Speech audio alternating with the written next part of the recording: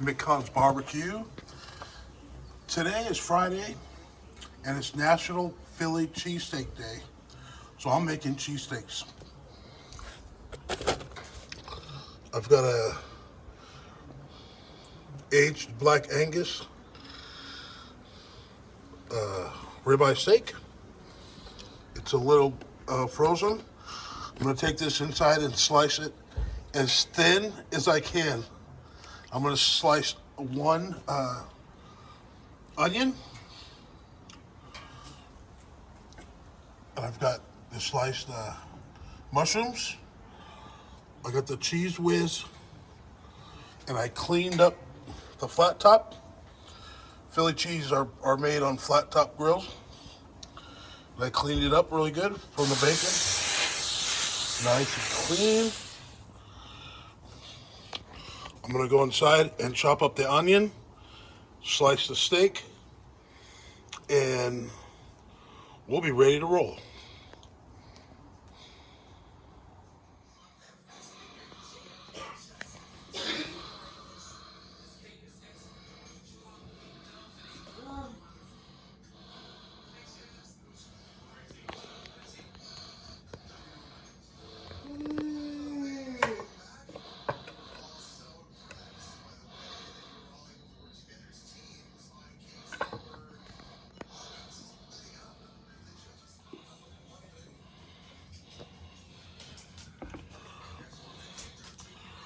Sliced ribeye.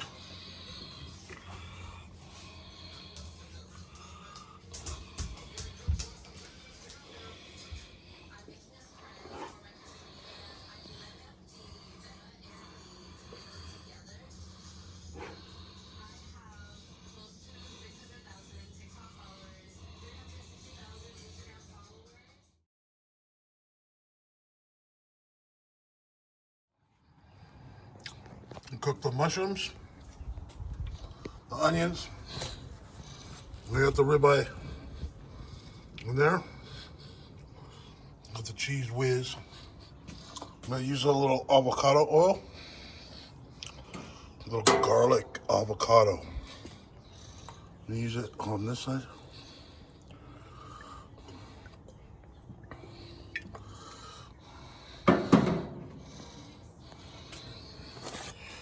Spatula.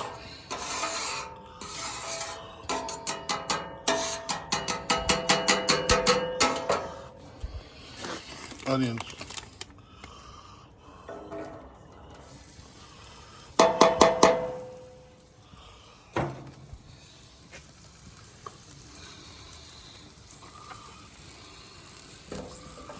A bunch of mushrooms.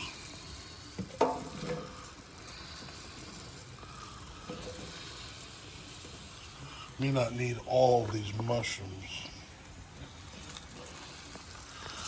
Probably good for 2 sandwiches.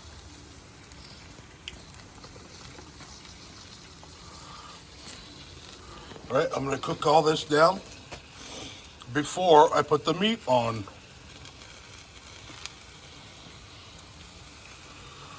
Yummy.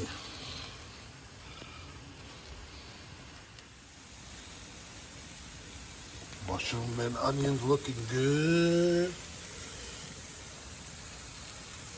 Got the cheese whiz melting. I'll put the steak on. Look at that. Cheese and onions.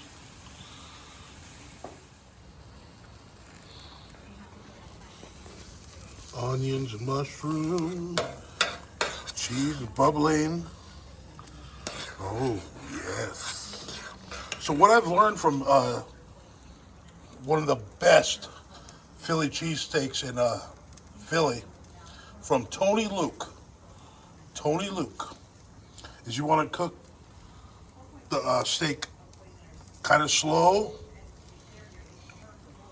but it goes really fast.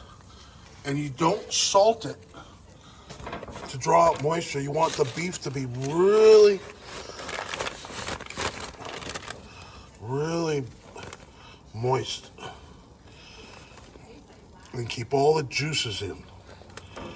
So I'm gonna take all this steak. This is 1.5 pounds of ribeye.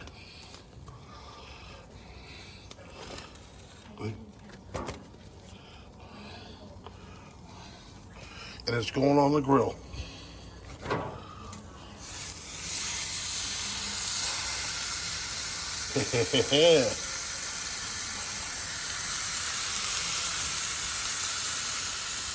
This is gonna be good.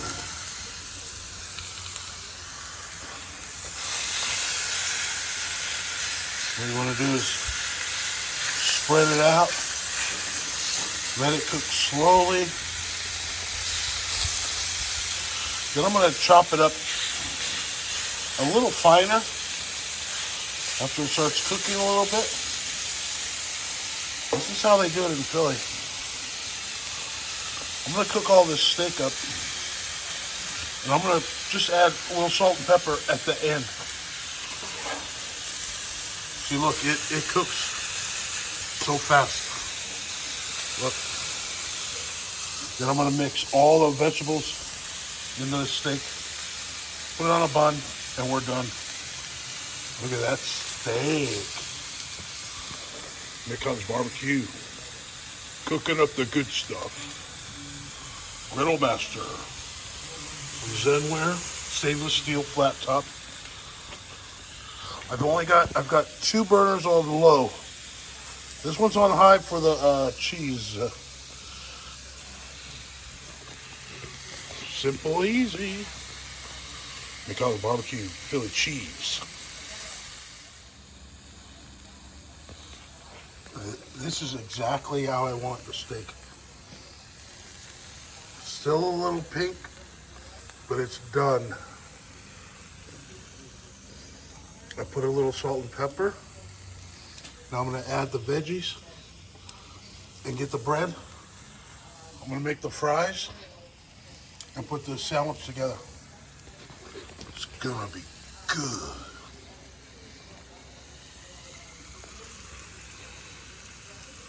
Philly cheese.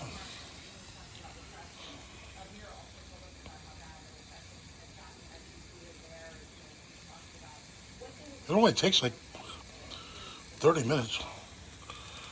The hardest part is dicing the onion, really, and trimming the steak. Doggy's got a lot of the fat from the steak. The fat and gristle. Pepper. What a good boy. Love you.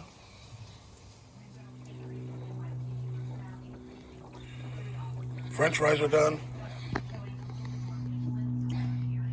Buns are toasting. Let's get this. Fries.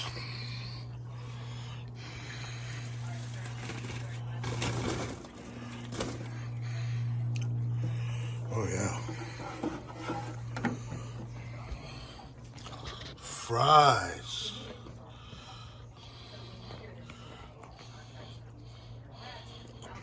All right, so I'll make a sandwich for Laura, and then I'll make mine.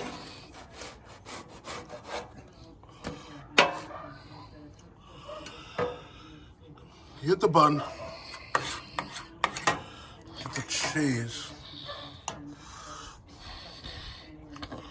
put the cheese on the bun.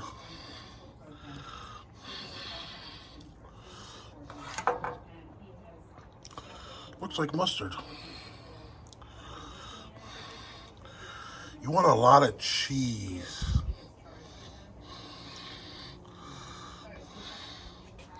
Then I'll put the meat.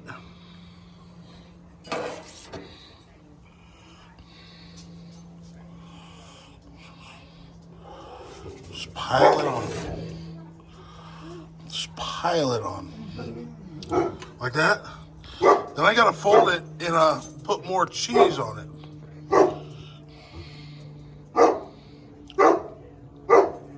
I'll do that now. Hold on. Okay, here's Laura's plate. Philly cheese.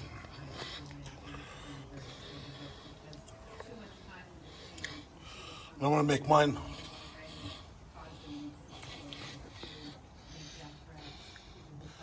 Let me go with this to Laura.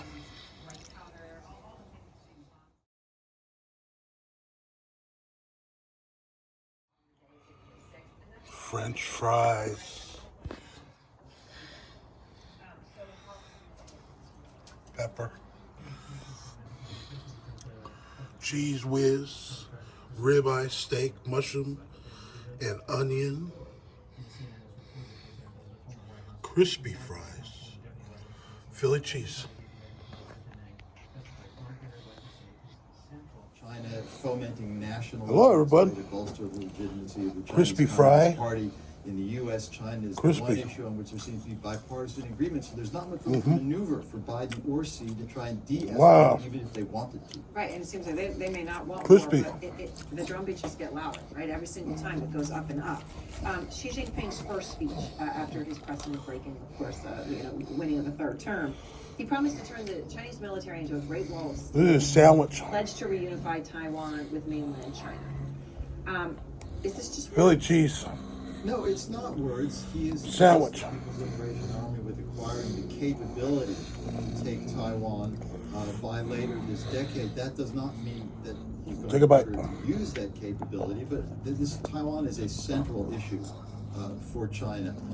And I think Xi and the people around really identify the United States as the central obstacle to their ambition of China taking its rightful place on the global stage. And from the U.S. point of view, of course, China is seen as a key challenger, particularly to the American position in the Asia Pacific. So they're locked in this competitive or even more dangerous kind of spiral, and it's going to be tricky to reverse it. And that's, I think, the spiral that feels so frightening to anybody watching.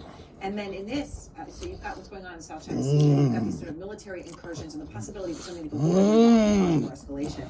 And then you've got the Beijing offices of the American company, the Minsk Group, as I said, does background checks, but they get raided. 5 people who work there are detained, Chinese nationals, and they're now whereabouts unknown. I mean, what is that about? Well, the rating of the Minsk Group, this is a group. Cheesy goodness. Any number of companies, they do due diligence. So if you're a Steak. big foreign firm who's going to do an investment or go into a joint venture with China, you want to know who you're dealing with. And often these groups come across sensitive information. So I wouldn't necessarily see this as having been ordered from the top, but they may have trampled on some Mushrooms. toes and angered some people who retaliated in this way. On the South China Sea, the danger at the moment for me is not an all-out war over Taiwan. The danger is of an accidental clash. Go back to 2001 when a Chinese jet collided with an American EP-3 surveillance aircraft.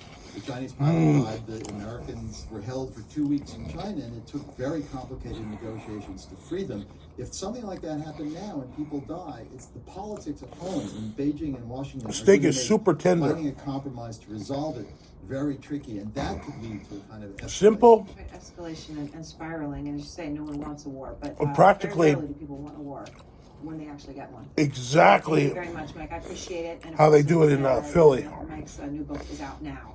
And out front next, With the Senator steak John and the Fetterman cheese is and the at onion Federal and the Leaving Hospital. He is now nearing 6 weeks away from whiz, his a whiz, So whiz, how do his whiz. constituents feel? Are they You can convinced use it will provolone, serve effectively? We're in Pennsylvania cheese. tonight for a report you'll see first out You can use front. any cheese you Then want. actress Gwyneth Paltrow sued over a ski accident, and tonight taking The ribeye stand steak. in her own defense. My primary care did a MRI of my hip. She said, "So you have lung cancer." And all the cheese that I then met dripped with from the Dr. sandwich doing a phase 1 clinical trial. I was over able your to fries. full-time, do the Pan Math challenge twice. Continue to be there for. Now you got my cheese family. fries. Discovering the EGFR mutation has led to revolutionary new treatments for lung cancer. Dana Farber is changing Cheese lives fries for free. She's doing well. McConn's barbecue. Family, which is Peace, love, and law. Bon Every appetit. day. We need every day. National Philly Cheesesteak Day. To try anything. To just be ourselves. I am an emotional, irrational. Check the labels. Look at at the cheesesteak. the door. We get to be unlikable, awkward, hilarious, and Bye, everybody. messy. Sometimes we're marvelous, and sometimes we're a bag of fleas. Here, all are welcome. Watch us exactly as we are.